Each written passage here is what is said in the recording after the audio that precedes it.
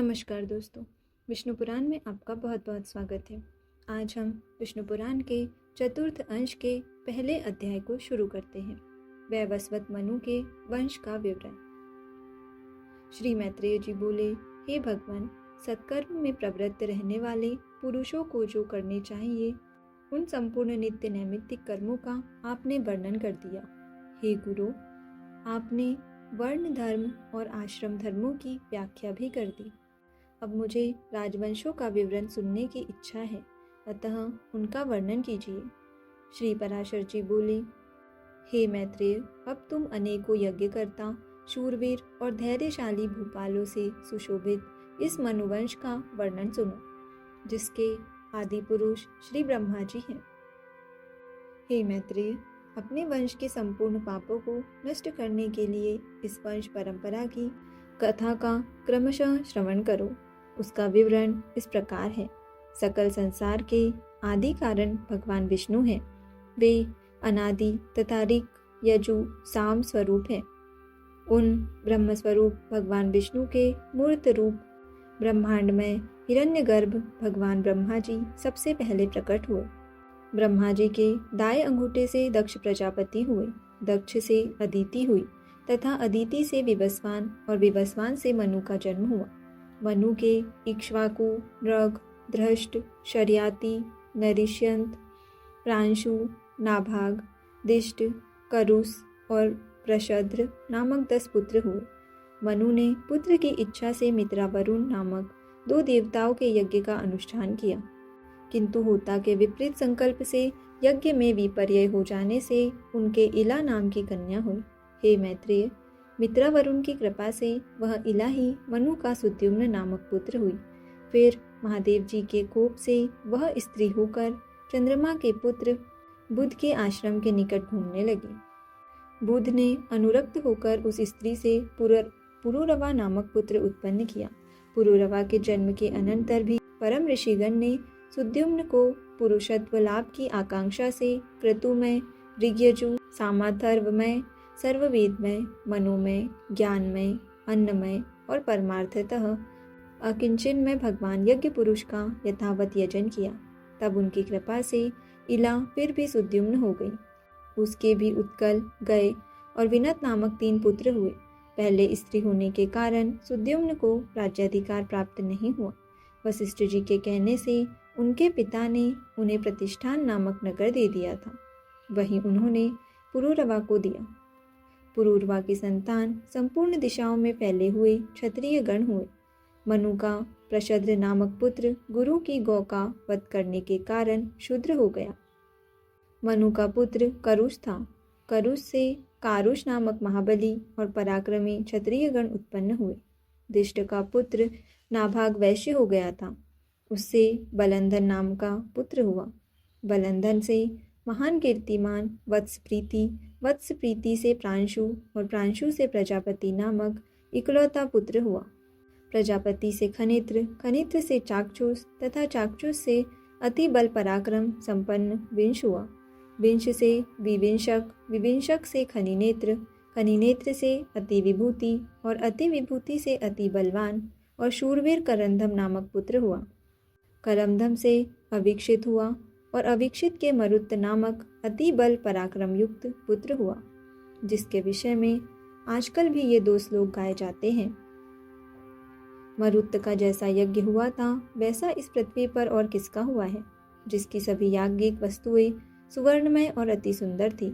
उस यज्ञ में इंद्र सोमरस से और ब्राह्मणगण दक्षिणा से परितृप्त हो गए थे तथा उसमें मरुतगण परोसने वाले और देवगण सदस्य थे।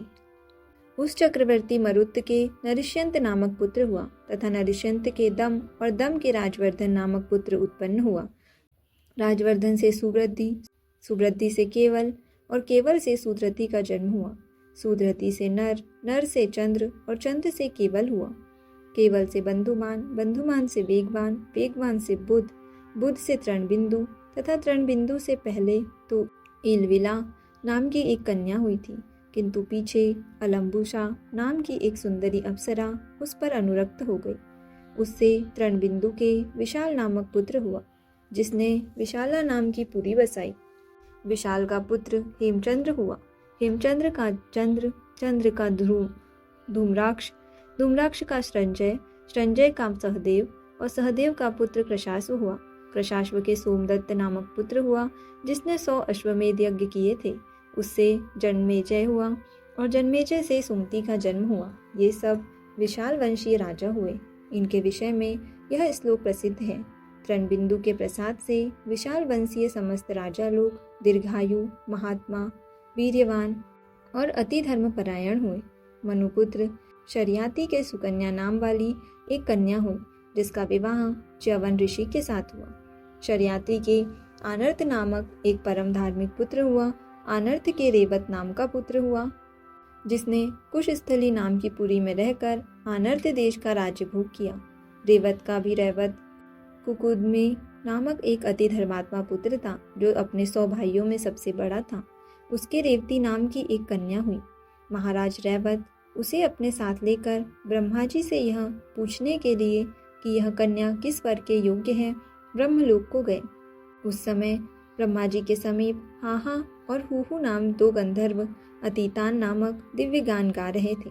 वहाँ त्रिमार्ग के परिवर्तन के साथ उनका विलक्षण गान सुनते हुए अनेकों युगों के परिवर्तन काल तक ठहरने पर भी रेवत जी को केवल एक मुहूर्त ही बीता सा मालूम हुआ। गान समाप्त हो जाने पर रेवत ने भगवान कमलयुनि को प्रणाम कर उनसे अपनी कन्या के योग्य वर पूछा। भगवान ब्रह्मा ने कहा, तुम्हें जो वर अभिमत हो उन्हें बताओ। तब उन्होंने भगवान ब्रह्मा जी को पुनः प्रणाम कर अपने समस्त अभिमत वरों का वर्णन किया और पूछा कि इनमें से आपको कौन वर पसंद है जिसे मैं यह कन्या दूं। इस पर भगवान कमलयुनि कुछ सिर झुकाकर मुस्कुराते हुए बोले, तुमको जो जो वर अभिमत है उनमें से जो अब पृथ्वी पर किसी के पुत्र पौत्रादि की संतान भी नहीं है, क्योंकि यहाँ गंधर्वों का गान सुनते हुए तुम्हें कई चतुर्युग बीत चुके हैं। इस समय पृथ्वी तल पर 28वें मनु का चतुर्युग प्रायः समाप्त हो चुका है तथा कलयुग का प्रारंभ होने वाला है। अब तुम अकेले ही रह गए हो, अतः यह कन्या रत्न किसी और योग्य वर को दो। इतने समय में तुम्हारे पुत्र, मित्र, कलत्र, मंत्रीवर्ग, भृत्यगण, बंधुगण, सेना और कोषादि का भी सर्वथा अभाव हो चुका है। तब तो राजा रेवत ने अत्यंत भयभीत हो भगवान ब्रह्मा जी को पुनः प्रणाम कर कहा, भगवान ऐसी बात है तो अब मैं इसे किसको दूं? तब सर्वलोक गुरु भगवान कमलयुनि कुछ सिर झुकाए हाथ जोड़कर बोले। श्री ब्रह्मा जी ने कहा, जिस अजन्मा सर्वमय विधाता परमेश्वर का आदि, मध्य, अंत, स्वरूप, स्वभाव और सार हम नहीं जान पाते, कला मुहूर्त आदि में काल भी जिसकी विभूति के परिणाम का कारण नहीं हो सकता, जिसका जन्म और मरण नहीं होता, जो सनातन और सर्वदा एक रूप है तथा जो नाम और रूप से रहित है, जिस अच्युत की कृपा से मैं प्रजा का उत्पत्ति करता हूँ, जिसके क्रोध से उत्पन्न हुआ रुद्र सृष्टि का अंत करता है तथा जिस परमात्मा से मध्य में जगस्थितिकारी विष्णु रूप पुरुष का प्रादुर्भाव हुआ है, जो अजन्मा मेरा रूप धारण कर संसार की रचना करता है, स्थिति के समय जो पुरुष रूप है तथा जो रुद्र रूप से संपूर्ण विश्व का ग्रास कर जाता है एवं अनंत रूप से संपूर्ण जगत को धारण करता है, जो अव्ययात्मा पाक के लिए अग्नि रूप हो जाता है, पृथ्वी रूप से संपूर्ण लोकों को धारण करता है, इंद्रादि रूप से विश्व का पालन करता है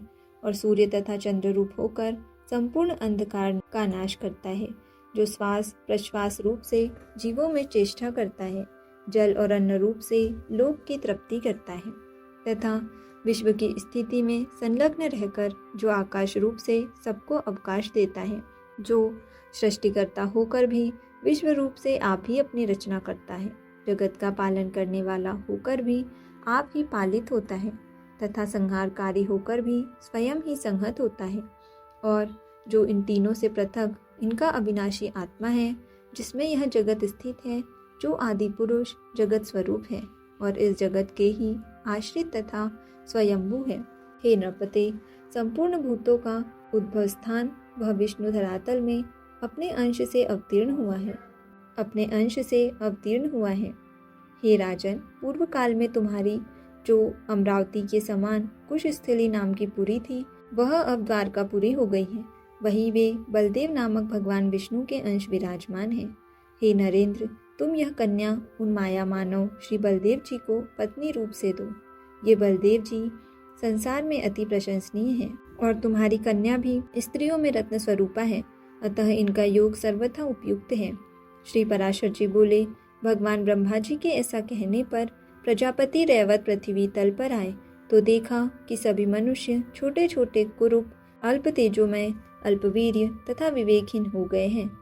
अतुल बुद्धि महाराज रैवत ने अपनी कुशस्थली नाम की पुरी और ही प्रकार की देखी तथा स्फटिक पर्वत के समान जिनका वक्षः स्थल है, उन भगवान हलायुध को अपनी कन्या दे दी।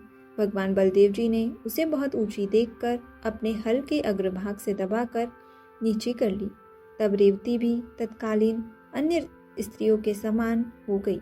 तदनंतर बलराम जी ने महाराज रैवत की कन्या रेवती से विधि पूर्वक विवाह किया तथा राजा भी कन्यादान करने के अनंतर एकाग्र चित्त से तपस्या करने के लिए हिमालय पर चले गए। तो यहाँ विष्णु पुराण के चतुर्थ अंश के पहले अध्याय का समापन होता है। आज के लिए इतना ही। धन्यवाद।